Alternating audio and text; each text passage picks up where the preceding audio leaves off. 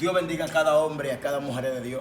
Quiero decirle, hubo un hombre que tomó la victoria del pueblo de Israel. Y cuando este hombre tomó la victoria, salió corriendo. Y cuando salió corriendo, se montó en una montaña y gritó para que el pueblo de Israel entrara y tomara el botín de la ciudad.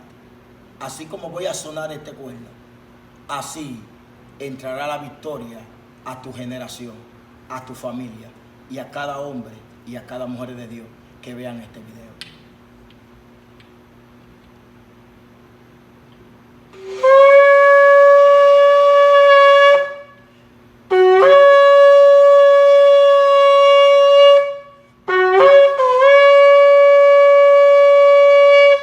Así se abre la puerta al favor de tu generación. Dios te bendiga y Dios te guarde.